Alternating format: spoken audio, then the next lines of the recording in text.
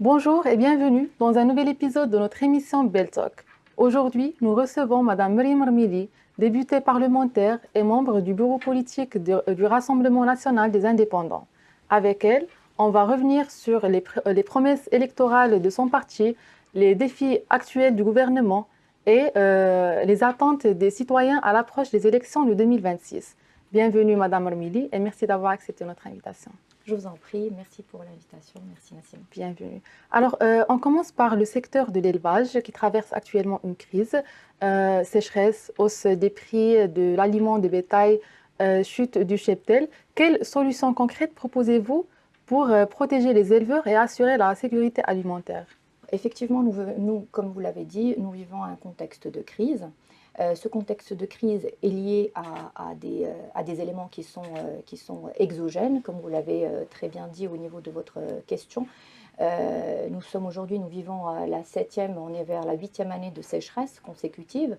Il y a eu également le fait que tout ce qui est alimentation animalière, il y a eu une flambée des prix de plus de 65%. Donc ceci n'est pas du tout simple. Le gouvernement n'est pas resté les bras croisés. Il a mis en place une série de mesures. Je ne sais pas si vous vous souvenez, mais il y avait un plan d'urgence qui était sous l'impulsion de Sa Majesté le roi, que Dieu l'assiste, qui a consisté en fait une subvention de 10 milliards de dirhams pour effectivement éviter qu'il y ait une crise encore plus persistante au niveau du monde agricole. Aujourd'hui, il y a également des subventions qui sont faites pour aider les agriculteurs à s'en sortir. Et il y a effectivement des boucliers, on va dire, fiscaux qui ont été mis en place. Il ne faut pas, je sais très bien que c'est un point qui fait polémique, mais c'est un point qui est également très très important quand on parle de souveraineté alimentaire, c'est le fait qu'il y ait eu une subvention de Eid al-Adha par tête en 2023 et en 2024, et dont je rappelle le chiffre qui est de 457 millions et non pas, on ne parle pas de milliards. Et il y a un communiqué qui est en fait une source qui est sûre et fiable, qui est le communiqué du ministère de l'Agriculture. Et puis, deuxième chose, il y a également, si on parle par exemple de tout ce qui est viande, il y a également une exonération des droits de douane et de la TVA en cas d'import de viande congelée ou de viande d'ovin. Donc tout ceci permettra en fait, in fine, une stabilisation des prix sur le marché et une diminution compte tenu effectivement d'une certaine flambée des prix à un moment donné. D'accord. Alors, le coût de la vie reste aussi, bien sûr, une préoccupation majeure pour les Marocains. Que répondez-vous à ceux qui estiment que les mesures prises jusqu'ici sont insuffisantes? Alors, les mesures qui ont été prises jusqu'à aujourd'hui, alors il faut savoir comment on va évaluer en fait ces mesures-là, hein. Et il faut savoir que lorsque ce gouvernement a reçu la confiance donc du Parlement et de Sa Majesté, il faut savoir que nous étions encore en situation de crise, c'est-à-dire que nous avons hérité en fait finalement toutes les crises possibles et imaginables. Donc il y a eu la crise du Covid, bien évidemment toutes les tensions qu'il y a eu sur les matières premières et sur le fret.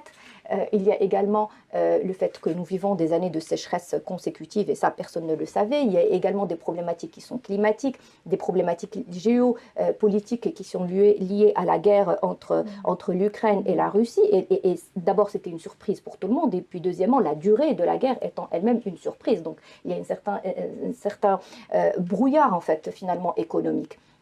Donc, voilà ce qu'a mis en place le gouvernement. Premièrement, le taux d'inflation a été ramené à la baisse, parce que le taux d'inflation, par exemple en 2023, on parle de 10%. Aujourd'hui, on parle d'un taux d'inflation qui est entre 1 et 2%.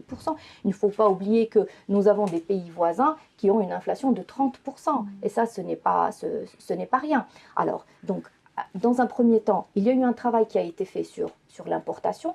Et chose qui est très très importante, et il faut absolument que je le dise, c'est que les marchés sont correctement achalandés. Nous n'avons jamais eu de problème en termes d'approvisionnement. Et ça, c'est très, très important, non seulement au niveau du citoyen, mais également au niveau des entreprises. Il faut savoir que lorsque la reprise a été faite post-Covid, les marchés qui étaient prioritaires étaient les marchés européens, avec une fluctuation des prix qui était pratiquement journalière. Donc, nous n'étions pas prioritaires. Pourtant, ce gouvernement a œuvré afin qu'il y ait un achalandage des marchés qui soit du quasi 100%. Donc, ensuite, il y a un travail qui a été fait sur en fait, des mesures qui sont inflationnistes et, je rappelle bien, qui sont exogènes et non pas endogènes.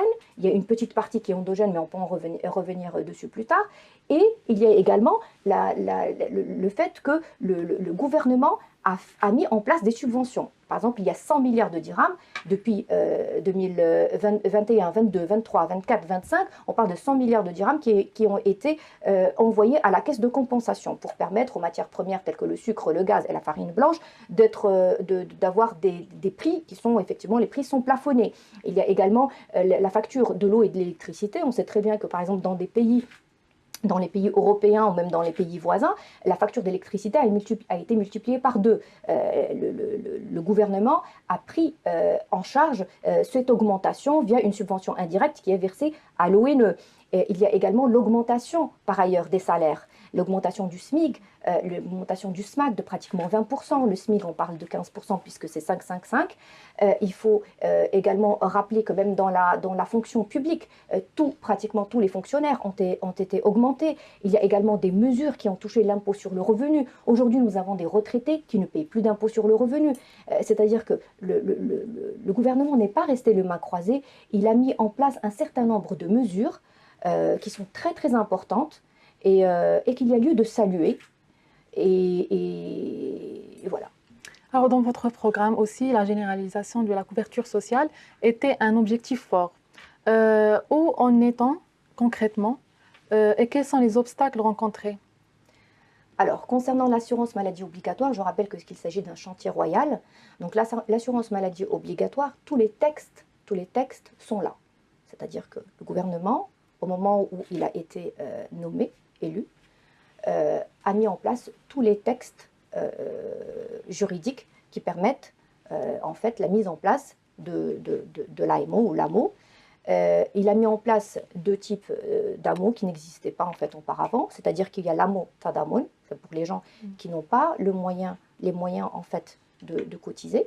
Et en fait, c'est un petit peu l'ancien RAMED, mais bon, qui n'a plus rien à voir avec le RAMED, hein, c'est une réelle couverture maladie. Et puis, il y a eu l'AMO Shamil, c'est-à-dire pour les TNS, les travailleurs non salariés. Et aujourd'hui, il est possible pour tout un chacun de cotiser pour l'AMO. C'est-à-dire que nous sommes en termes de texte, nous couvrons tout le monde aujourd'hui. Par contre, maintenant, en termes d'adhésion, et c'est là en fait où il y a une problématique, c'est en termes d'adhésion, il y a encore une partie des Marocains qui n'ont pas encore adhéré à l'AMO. Et je pense qu'il faut faire un travail de sensibilisation par rapport à cela, puisque, in fine, c'est un chantier qui est un chantier social, qui est très très important, et c'est dans l'intérêt de tous. D'accord. Alors, on parle beaucoup de parité et de leadership féminin. En tant que femme politique, sentez-vous que les mentalités ont vraiment évolué ou reste-t-il beaucoup à faire? Alors, je vais être nuancée dans ce que je vais dire. Alors, effectivement, il y a beaucoup de choses qui ont été faites.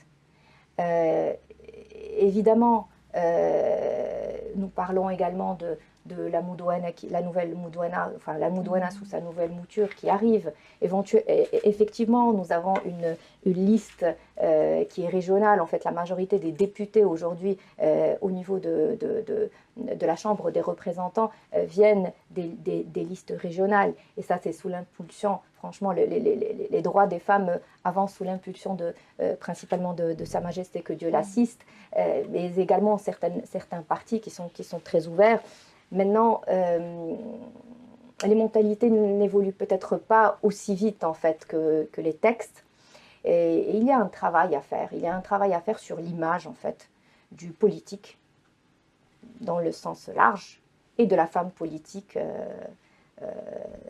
dans un sens un peu plus précis en fait. D'accord, donc il reste beaucoup à faire.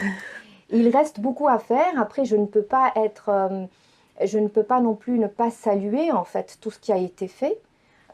Parce que, alhamdoulilah, il y a beaucoup de choses qui ont été faites. Aujourd'hui, nous avons pratiquement 80, je ne sais plus si c'est 96 ou 98 députés femmes. Donc, c'est déjà une très très bonne chose, hein.